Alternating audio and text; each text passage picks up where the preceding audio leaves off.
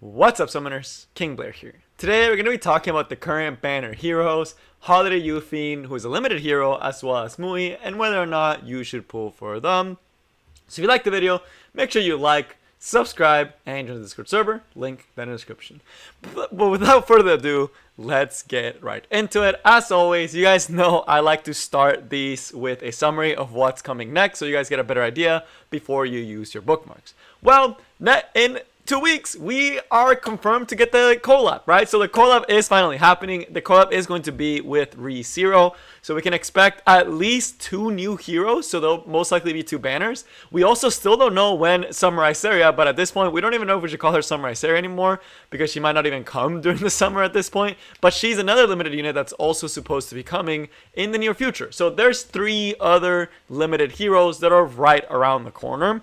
That we don't know how strong they're going to be, and typically limited units are on the stronger side. They usually do shake up the meta at least a little bit, right? So we can assume that at least one of these units coming in the near future for the collab is going to be a very strong meta breaking unit. So it's better if you do have some summons ready for that. So with that, how good are these units? Well, Holiday Yufine is also a limited unit. We just got off of Seaside. Now it's Holiday Yufine, and we're about to get the collab. We should be getting some notice on the collab units at the end of Holiday Yufine's banner. So I suggest if you don't have that many summons, and you are not going to be able to pity the collab, I would suggest you wait until right before the Holiday Yufine banner is over, so you can decide which limited unit you want to go for, because we should get some kit clarification, or at least a sneak peek into the heroes in the next 2 weeks, right? And hopefully before the Holiday Yufine banner. So my suggestion is to wait. But as far as how Holiday Yufine is, she right now is starting to become more and more played. She used to be mainly just a Bazaar counter.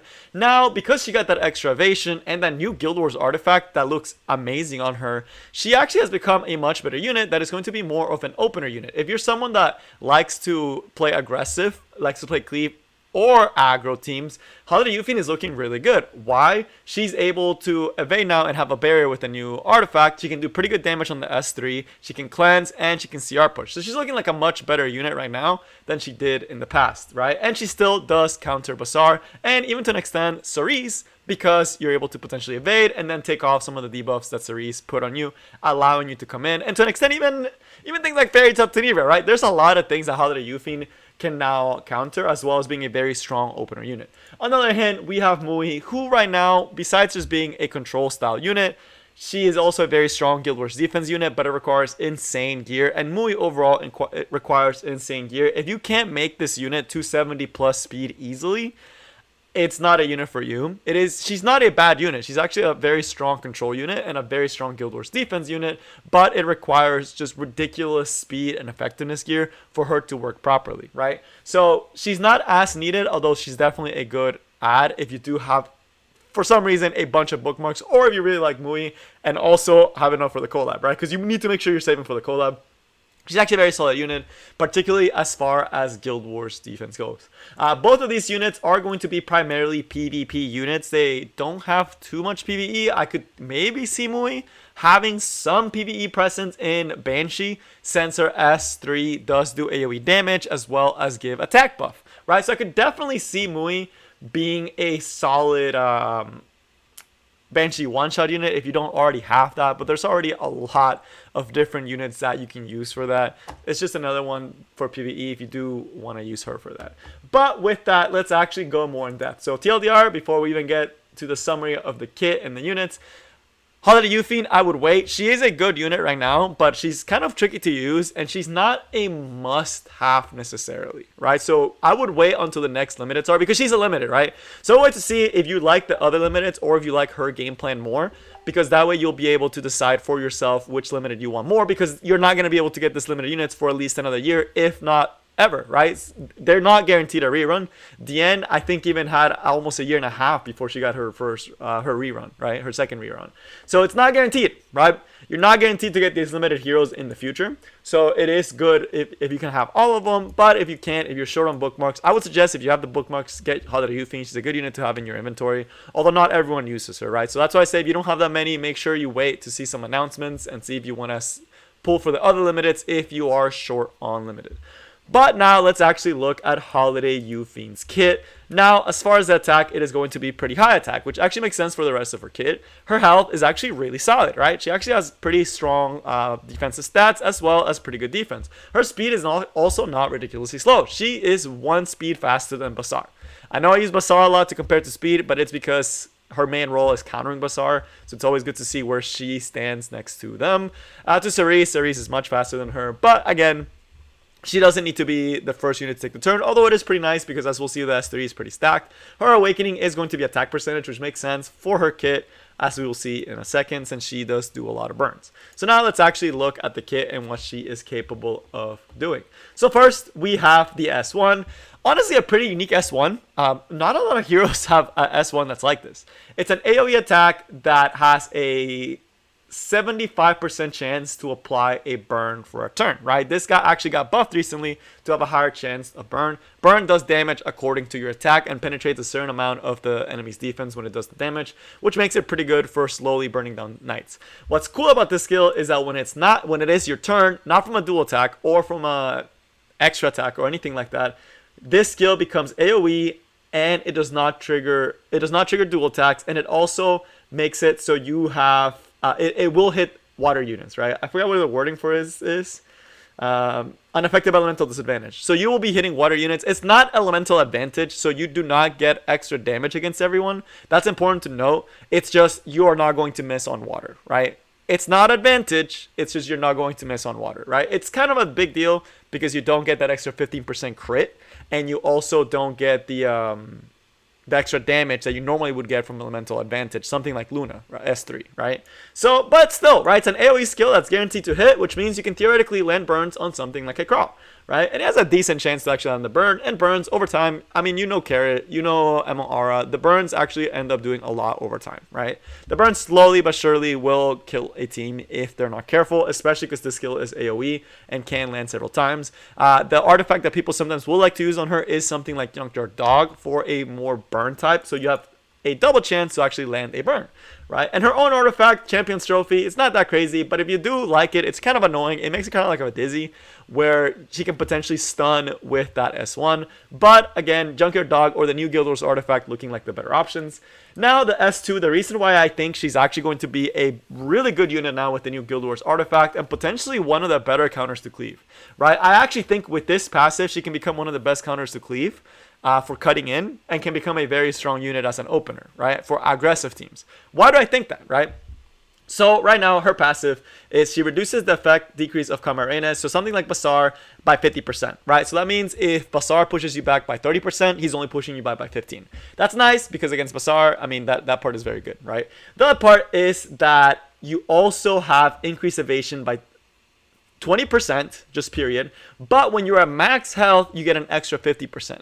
That means if you're at max health and when the first attack of the fight happens, let's say like a Cerise, you have a 70% dodge chance. That's the same as Riley, right? Essentially. Riley with Moonlight Drainblade. 70% chance to just straight up dodge the attack. And if it's an Earth hero, you have a 100% chance to dodge the attack. So something like Basar is guaranteed to miss on Holiday Yufine, right? Any Earth hero, Landy, right? Landy is guaranteed to miss on Holiday Yufine, right? So that is pretty cool that it does that. And even when she's not at full health, Landy only has a 30% chance to actually hit her, right? So she's actually a very strong counter to some Earth heroes. Think something like Violet, right? Because when you start thinking like Violet, hey, they can't hit you reliably, they can't kill you reliably. And if you hit them a couple times, you land a couple burns, you're going to be winning the fight, right? Especially if you have over in something like Junkyard Dog. So this passive is actually very strong. And what's really nice, it's that if they're trying to push it back, say with something like Cerise, or they're trying to push it back with Basar, or if they're trying to push their team up with something like Faithless Litica or Cerise Sedom, they have a really good chance of missing and not getting that critical CR push, right? So that's why I think she's actually very solid against cleave units. And the thing that makes this a lot better now with the new Guild Wars artifact, right?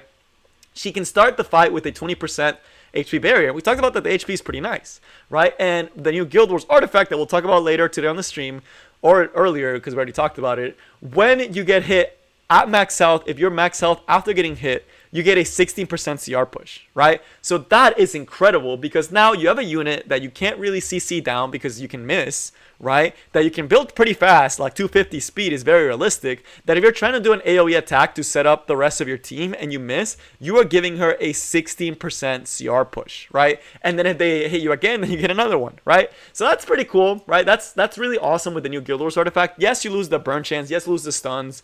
Yes, you lose access to a lot of these other really cool artifacts. But the fact that you can keep that evasion 70% at max health for longer and set up then into your S3, it's amazing. And now the actual S3, this skill is the reason why she's a really good opener and why I'm really excited for her in the future, why I think she'll be a really spicy unit.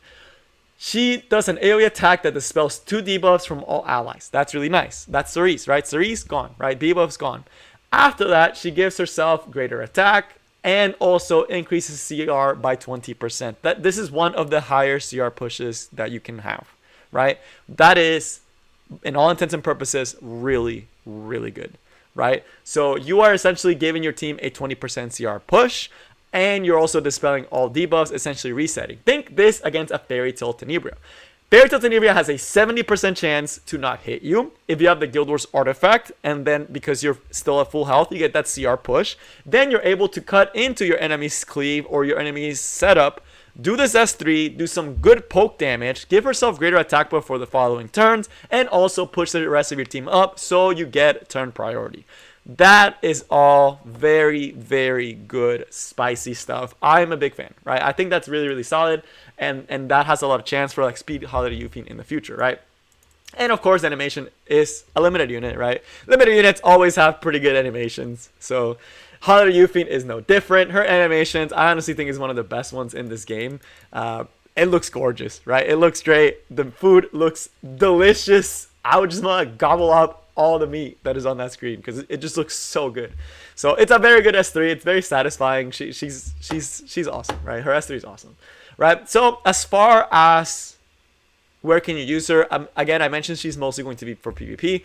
The best build I think is going to be with the new Guild Wars artifact, kind of like as an anti-cleaver option as well as a disruptor, right? Or as a setup. So really good if you're an aggro player or if you are trying to disrupt a cleave team, right? Because you can take away that turn 1 priority. The one thing you do have to realize is she loses really hard to things like Seaside because everything is AoE, so she's going to be proccing Seaside a lot. She loses to Last Rider Craw because you're proccing Last Rider Craw a lot, and Last Rider Craw can give himself immunity, so the burns don't matter. She loses to anything essentially that can stop AoE, right? Essentially. And yeah, that's about it, right? So she loses to anything that can stop AoE reliably, particularly those big water units, right? As far as builds, the one I mentioned is a speedy build at 250 speed, so you're able to cut in with that Guild Wars artifact right after and set up your team kind of as a counter cleave option, right? The other build that some people do like to use is a more damage build, more bruiser at around 220 speed, 200 to 220, sometimes slower if you're using lifesteal, and essentially that is just going to be kind of as a cleanser, right? So her main role at that point is to be a bruiser that can cleanse for your team and then provide some support to the burns. There you would use something like Junkyard Dog, and usually you would pair her up with something like Fallen Cecilia, right? And with Junkyard Dog, you're landing more burns, you're doing more damage over time, and you also are just being protected by that Fallen Cecilia. And if it's lifesteal, you may get back to full health and get your evasion back to up to 70%, right? Both builds are pretty nice, although I think the new build is going to be spicy. So all in all, do I think she's good? I think she has potential to be a very annoying unit for anti-cleaving because of the new Guild Wars artifact, right? Because she can start with the barrier and potentially cut in if the opponent misses. It is going to be a little bit RNG, and it is something that can still get countered by certain teams. But at the worst, she's still a really solid Bazaar counter and a solid anti-aggro, right? Very, very nice unit in what she can do. Is she a must-have? Not necessarily. There's a lot of units that can do evasion. There's a lot of units that can counter cleave. There's a lot of setup units, but she feels pretty unique and she's limited. So if you like her, you can definitely make her work.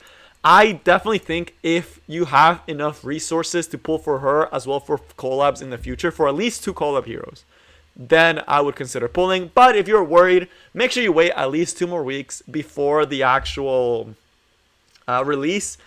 of the collab, because they will probably tell us what the kits are going to be within the next 2 weeks.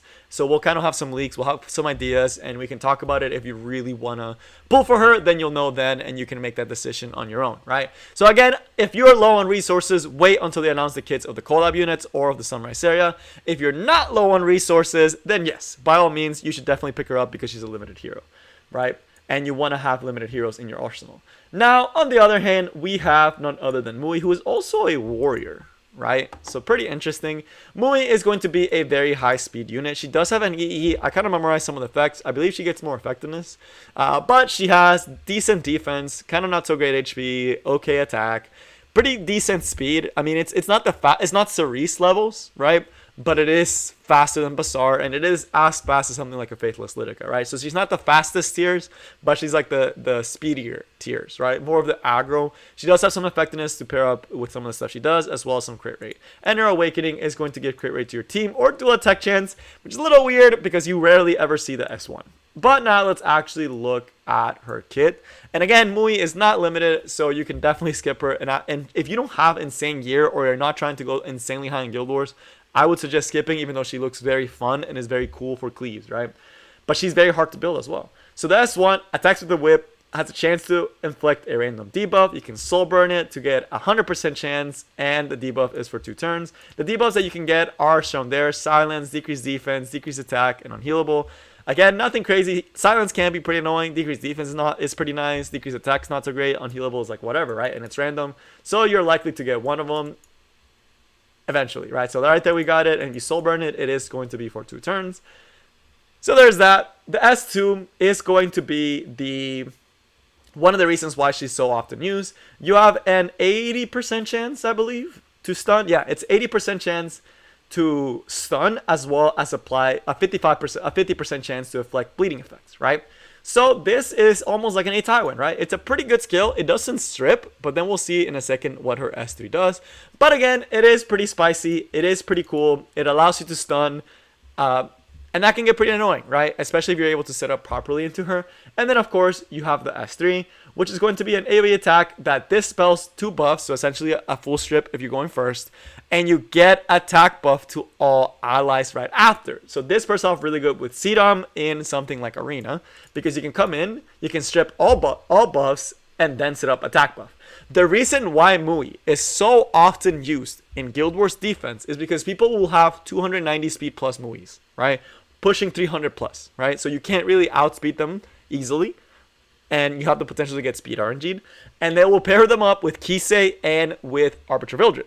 Now, the reason that Guild Wars defense works so well is because Mui's EE gives her a 35% chance, I believe, to give her an extra turn after using this S3. What that means, essentially, is that in a Guild War, or even if you're using her in RTA, you have a chance to use this S3, and then a 35, 45, I have to double check the ratios, to get an extra turn, and then you will use the S2, right? So you're able to strip and stun all in one skill if you do get the good RNG, and then your Kisei and your Arbiter Vildred just finish off the job. That is why it's so hard to use her, because all cleave defenses require you to have very good speed gear, because if you get outsped, you lose, right? So it requires you to have a very fast Mui to actually function for arena defense and as well as for Guild Wars defense. If not, you're not going to be able to get the most out of this, right? Because, and then again, it is a little bit more NG. For you actually playing the unit, you can actually use an RTA with something like a CDOM, and that is pretty nice, right? So overall, she's kind of a fun cleave aggro unit. She's not a must-have unless you're really pushing for like a top 3 guild, and then it would be nice to have so you have better defense wins. But even then, I don't know. I don't think top level guilds are super strict on how good your Guild Wars defense is, as long as it's not like you don't have to put a certain defense, right? So it's more for you. And again, it is very I do not want to I don't want to like understate this. You need extremely good gear, right? Like we're talking like top of the line, some of the best gear on your account, some of the best speed gear on your account, because you need to outspeed other people's speed units, right? And so you guys can see the EE, so you guys know that I'm not lying to y'all. Has a 35% chance to get an extra turn, right? So that's why you can be able to strip, attack both your team, and stun, which is a lot, right? If you get this, it's pretty broken, right? This one, it's whatever, because you can just soul burn it, and this one is like not terrible. It's more reliable. So you can also use this one if you're using her for something like RTA. since you can get a silence off on a setup unit and potentially speed contest, right? But again, you need insanely good speed gear for her. So unless you're someone that's cleaving or has insanely good speed gear and really cares about Guild Wars, I would say skip for Mui. For Holiday Yufine, she has a lot of potential. I really do believe she's going to get better and better with time. I said this the first time her first banner came around. I really do think she's a unit that just has potential, right? Especially with the new Guild Wars artifact that we're definitely going to be seeing at least to counter cleave or as a anti-aggro mechanic. And at worst, she's a solid Bazaar counter, right? So I definitely think she still has potential, and she's also limited, so she's not going to be coming back for some time, right? So that is all I got for you guys today. I hope you enjoyed, and I will see you next time. Peace.